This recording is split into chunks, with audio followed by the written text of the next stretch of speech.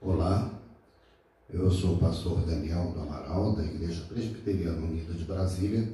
Estamos aqui mais uma vez no projeto Diálogos de Crescimento, a Escola Bíblica Dominical da IPU de Brasília. Hoje nós vamos fazer a segunda aula sobre a epístola, a primeira carta aos Tessalonicenses, no nosso estudo sobre as epístolas paulinas. Nós já vimos na aula anterior todo o contexto em que essa carta foi escrita, os seus três autores, o apóstolo Paulo, Timóteo e Silvano, também conhecido como Silas. Falamos sobre a importância da cidade de Tessalônica, que fica lá no norte da Grécia, atualmente é a segunda cidade da Grécia. E nós também falamos sobre um pouco o histórico do surgimento dessa comunidade durante a segunda viagem missionária do apóstolo Paulo. O esboço da carta nos mostra, então, uma parte de saudações e ações de graça. Paulo faz um elogio à comunidade, ele fala das virtudes daquela igreja, fala um pouco do histórico do trabalho feito pelos apóstolos também na implantação e no crescimento daquela comunidade, fala um pouco sobre também a situação da igreja na Judéia, a semelhança das dificuldades do trabalho em Jerusalém e ali na região da Macedônia, as perseguições que a comunidade sofria. E hoje nós vamos falar um pouco sobre a segunda parte da carta de Paulo aos Tessalonicenses. Essa é a nossa segunda aula, então.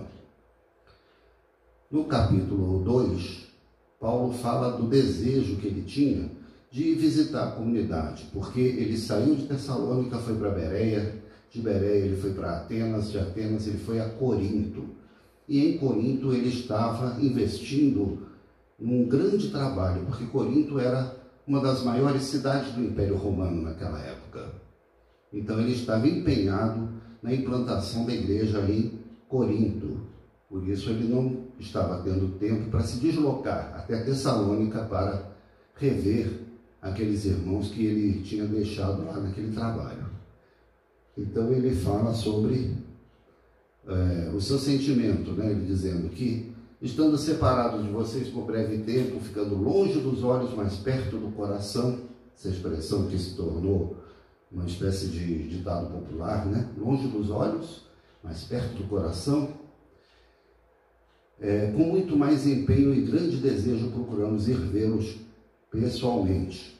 Mas ele disse que uma série de empecilhos aconteceram e ele atribui isso ao inimigo, ele atribui isso a Satanás. Ele diz que Satanás nos barrou o caminho.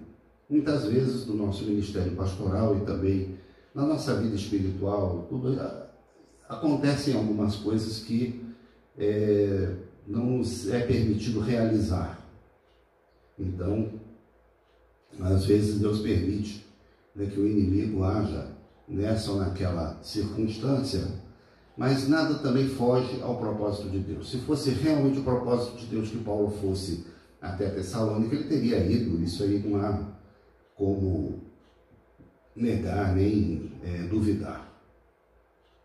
Mas então Paulo enfrentou essa dificuldade que ele não pôde ir até Tessalônica. Mas nem por isso os irmãos lá ficaram sem assistência, porque Timóteo, que era seu colaborador, esteve na comunidade. E aqui ele fala então, no início do capítulo 3, justamente dessa visita feita por Timóteo à igreja de Tessalônica. Então ele disse que ficou em Atenas, no caso ele estava em Atenas, ele tinha ido lá pregar no Areópago, teve algumas conversões lá, teve um debate interessante com os filósofos, aquela intelectualidade de Atenas, e ele estava também trabalhando com a implantação da igreja em Atenas. Atenas é uma cidade muito simbólica, muito respeitada, mas não era das maiores cidades do Império Romano. Era uma cidade, na época, em decadência. Corinto era uma cidade maior. De qualquer forma, Paulo investiu nesse trabalho em Atenas. Então, achamos por bem ficar sozinhos em Atenas e enviar o nosso irmão Timóteo, ministro de Deus no Evangelho de Cristo, para fortalecer e animá-los na fé. Ele apresenta Timóteo como ministro de Deus no Evangelho de Cristo. Timóteo, nós sabemos que era um rapaz bem jovem. Isso talvez pudesse despertar nas pessoas uma certa desconfiança. Esse rapaz novo, né, recém-ordenado, o que ele tem a nos acrescentar? E Paulo faz questão de valorizar aqui o trabalho, a pessoa, o ministério do seu discípulo Timóteo. Então ele enviou Timóteo, uma pessoa de sua confiança, até Tessalônica, para que eles tivessem, né, um fortalecimento do seu trabalho. E ele mesmo disse, né, que quando estávamos com vocês, predissemos que íamos passar por aflições, o que de fato aconteceu e é do conhecimento de vocês. Foi por isso que, não me sendo possível continuar esperando, mandei perguntar a respeito da fé que vocês têm, temendo que vocês fossem provados pelo tentador e o nosso trabalho se tornasse inútil.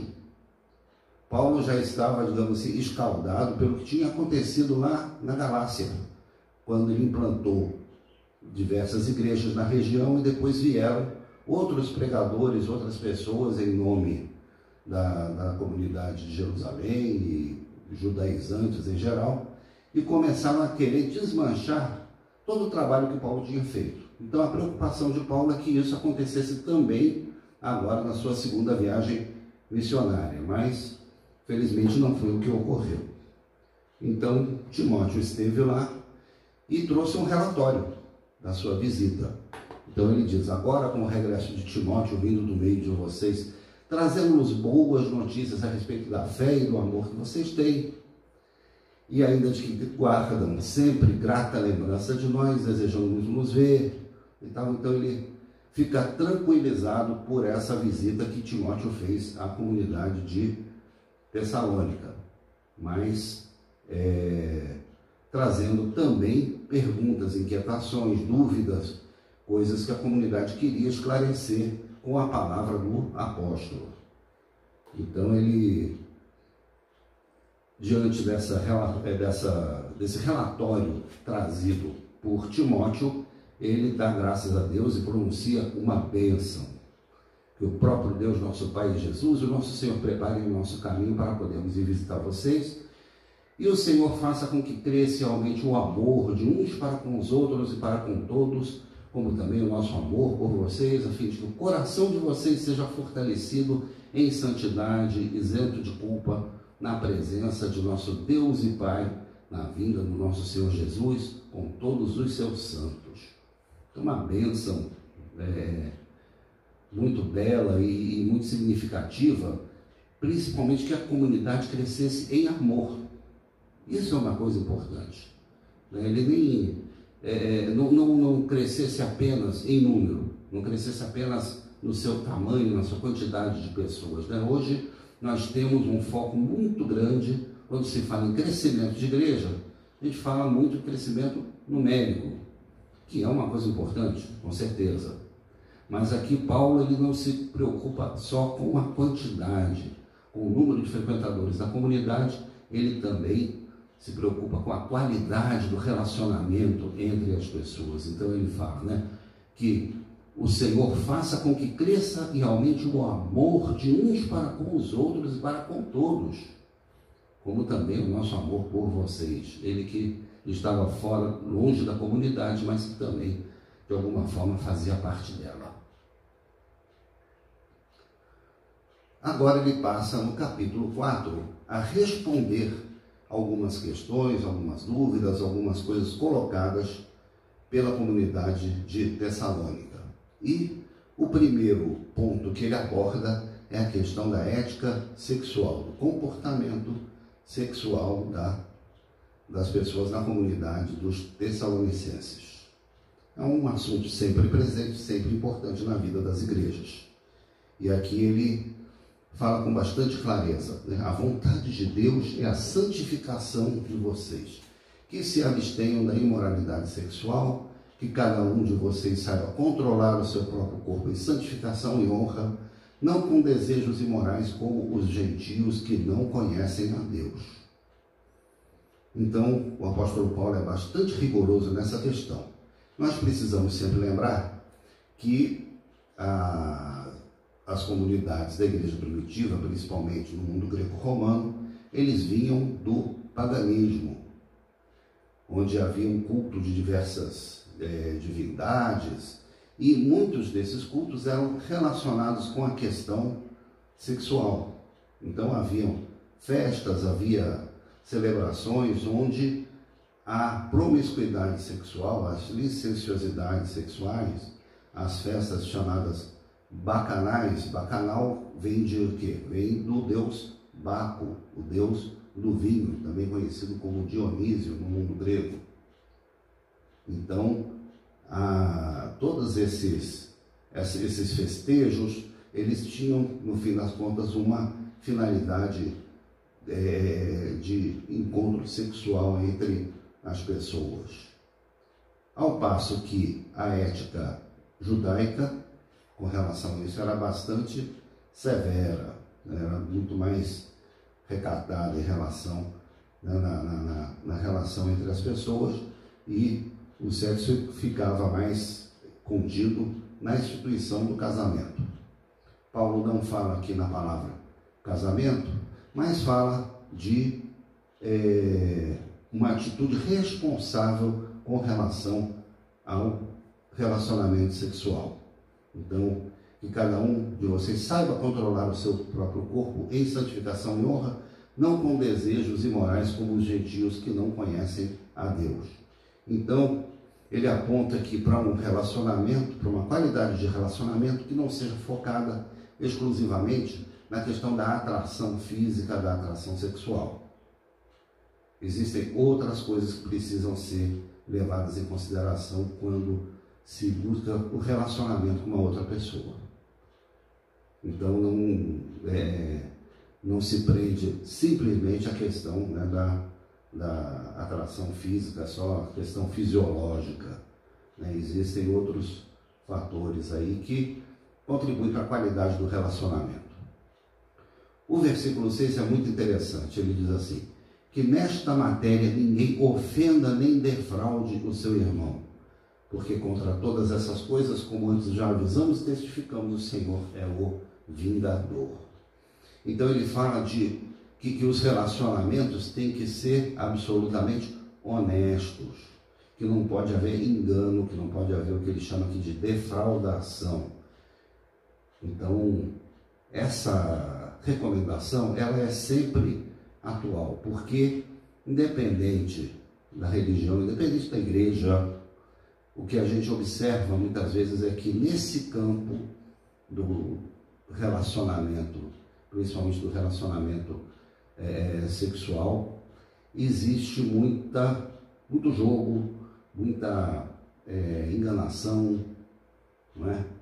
E isso independe de, pode ser crente, pode ser não ser. Isso é uma coisa que acontece, que a gente vê muito nos nossos meios. Então, a honestidade nessa área é uma coisa preciosa para o apóstolo Paulo. Então ele diz que ninguém ofenda nem defraude o seu irmão. É uma atitude ética, honesta na relação com o outro. É a recomendação já na época da igreja primitiva. Continua o apóstolo Paulo dizendo: pois Deus não nos chamou para a impureza, e sim para a santificação. Portanto, quem rejeita estas coisas não rejeita uma pessoa, mas rejeita Deus, que também dá o seu Espírito Santo a vocês. Então o apóstolo Paulo, ele não prega simplesmente uma abstinência ou o sexo em si enquanto alguma coisa impura. Ele prega que as relações sejam honestas e que as motivações sejam claras, que sejam também honestas e que não sejam simplesmente satisfação do prazer egoísta de cada um. É dessa forma que nós vemos essa recomendação do apóstolo Paulo na primeira carta aos Tessalonicenses. Um outro tema que o apóstolo Paulo aborda é a questão da ética comunitária, o relacionamento entre as pessoas dentro da comunidade.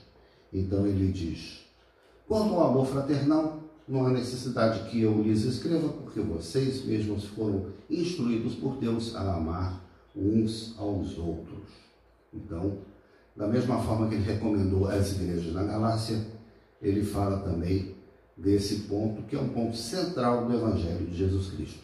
Amai-vos uns aos outros assim como eu vos amei. Isso é um princípio básico, conhecido de todas as igrejas, da igreja primitiva, e que continua valendo. Foi registrado nos Evangelhos, então é um ponto central. Sobre isso, então, ele diz que não há necessidade que eu escreva para vocês, vocês já sabem disso. E ele até reforça, né? Na verdade, vocês já estão fazendo isso em relação a todos os irmãos em toda a Macedônia. Porém, irmãos, exortamos vocês a que progridam cada vez mais e se empenhem por viver tranquilamente, cuidar do que é de vocês e trabalhar com as próprias mãos, como ordenamos, para que vocês vivam com dignidade à vista dos de fora e não venham a precisar de nada. Então ele fala também de uma outra coisa. Havia uma ala dentro na igreja primitiva que considerava que com a volta iminente de Jesus, eles achavam que Jesus ia voltar amanhã, então que não havia necessidade de investir nas coisas deste mundo, nas coisas desta vida e tal. Então o pessoal largava emprego, vendia as propriedades e ficava por conta de esperar Jesus voltar. Só que Jesus começou a demorar. Então, Paulo, sabendo dessa situação, ele recomenda isso: olha, é importante que vocês trabalhem e cuidem do que é de vocês e trabalhem com as próprias mãos. Então, em vez de cuidar da vida dos outros e viver às custas dos outros, o que Paulo recomenda é que cada um cuide da sua vida e trabalhe, tenha o seu trabalho, tenha o seu meio de subsistência e tal. A gente sabe que essas coisas são complexas, existe emprego, desemprego, existe tudo isso, mas o ideal é que cada um tenha a sua profissão, tenha o seu emprego, né? E com isso construa a sua própria vida, porque o trabalho também é um ministério. O trabalho também, o que nós fazemos na nossa vida profissional é também um ministério. Nós também estamos exercitando dons que a gente recebe do nosso Deus no nosso trabalho secular. Dentro da IPU nós temos, eu diria que a maioria dos pastores são pessoas que têm o seu ministério pastoral e têm o seu trabalho secular. E exercemos as duas coisas. Então, é essa recomendação do apóstolo Paulo, que as pessoas também se empenhem para ter uma vida profissional e não vivam às custas dos outros, como acontecia na igreja dos Tessalonicenses. E então ele diz: para que vocês vivam com dignidade à vista dos de fora e não venham a precisar de nada. Então, com essa recomendação, nós vamos concluir a aula de hoje, lembrando que na próxima aula, a terceira aula da primeira epístola aos Tessalonicenses, nós vamos então concluir a nossa exposição. Que Deus esteja abençoando e edificando a todos e a todas, e deixamos aqui o nosso abraço e a nossa bênção a todos vocês. Amém?